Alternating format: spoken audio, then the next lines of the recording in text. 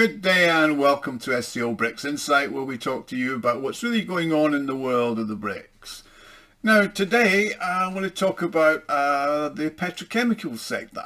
The British billionaire Jim Ratcliffe, the founder and head of the global petrochemicals giant, the Ineos group, has stated that the high cost of energy has destroyed the competitiveness of the European petrochemical industry and sending it into a state of probably permanent decline.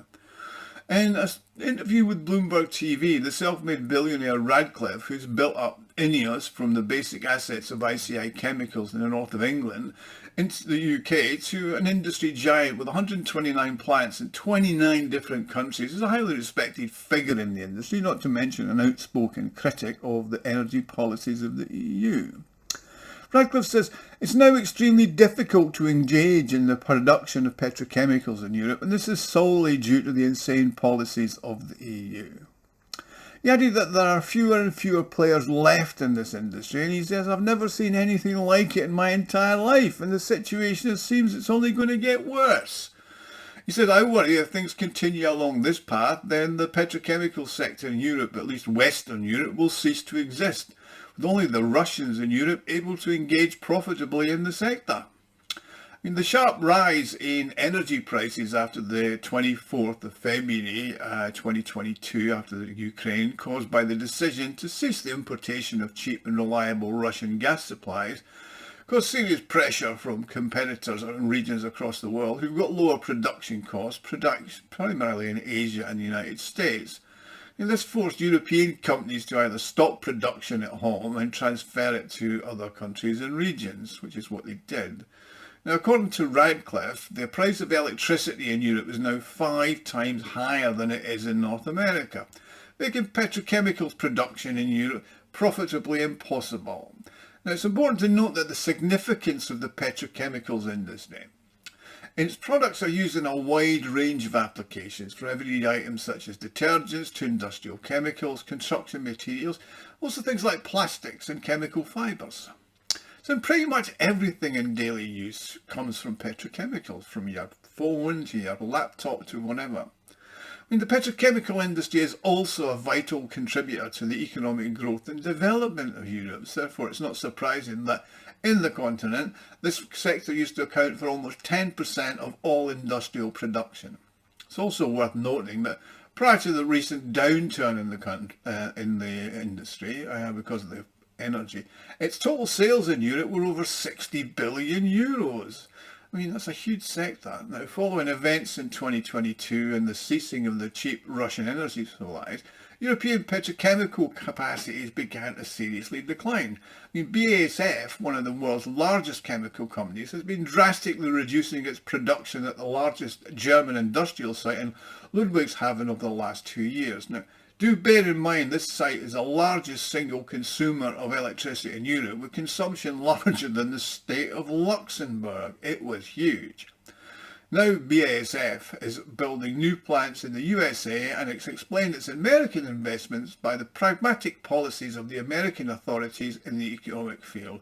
Low energy prices, stable positive outlook in the American market, as well as an increasing emphasis on its local supply chains. And it's not just them. ExxonMobil has ceased production at its largest oil refinery in France. LyondellBasell announced in May a downward review of all its European production plant policies. And these are just a few of the petrochemical companies that have ceased production or are closing their petrochemical plants in the European Union. And there are many more, but the list would take too long. According to Ratcliffe, who happens to be the second richest British guy with a fortune exceeding 15 billion, the current difficulties experienced in Europe are clearly visible in the income structure and sales of his company. His operations in the US are now generating significantly higher profits from production, more than making any in Europe. And that's despite that 10 years ago this situation was opposite.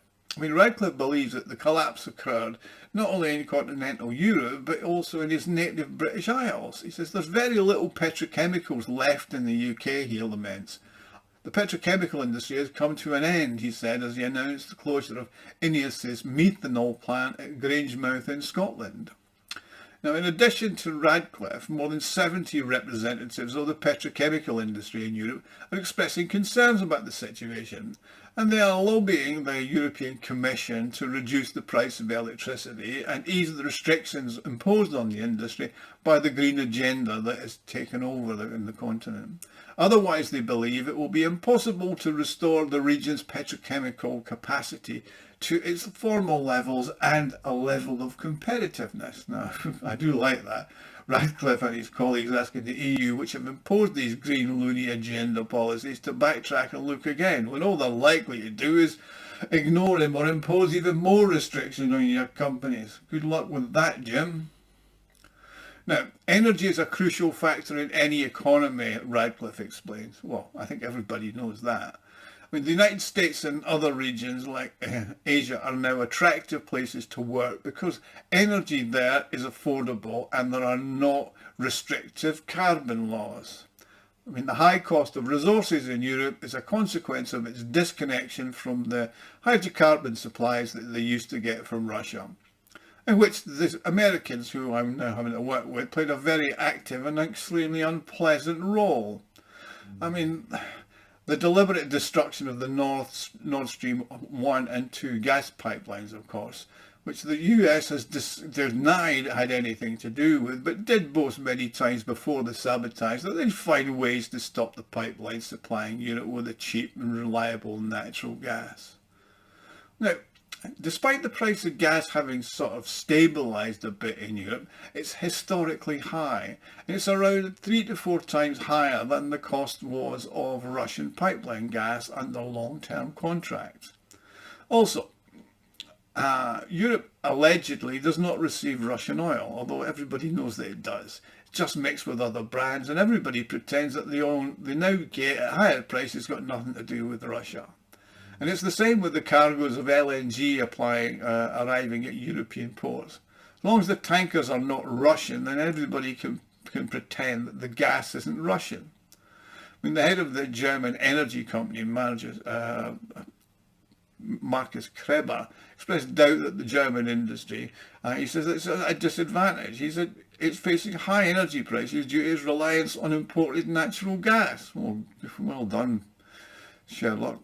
Well, Berlin has managed to reduce its reliance on Russian gas. He says Europe is now dependent on gas supplies mostly from the US and Norway. And the price fluctuations are due to a lack of stabilising mechanisms in the system. Plus, if the US gets a better price offer from its LNG from Asia, or there are cold snaps, then the price of LNG, which is based on spot market prices, spikes. So the US is not a reliable partner. I mean, Kreber backs up the statements by Ratcliffe that Germany's former Europe's largest economy has voluntarily abandoned cheap natural gas, but all it did was replace dependence on one country for another, and one whose supply is 3 times the cost, and the supply is not as reliable as the pipeline gas that is allegedly replaced. American LNG is now forced to deal with the structurally high prices, which caused a collapse in demand for the energy-intensive sectors of the German economy, and this unaffordability leads to many of them going out of business or relocating to other regions outside of Europe. So it looks like the petrochemicals business in Europe is going away as the fertiliser business, and they'll become totally dependent on supplies from Russia and other places. So, Mr. Ratcliffe, self-made multimillionaire entrepreneur, part owner of Manchester United and sponsor of various other sports teams, has effectively spoken out against EU policy, but has effectively given up on doing production in Europe. He obviously sees that the future of Europe is deindustrialisation, which will lead to the lowering of living standards for the population and cold and hungry winters for the people. Thank you for watching. Please like and subscribe, and if you've enjoyed this video you can help me fund the channel and the website SCOBRICSInsight.com by clicking on the thanks button at the bottom of the screen. Thank you.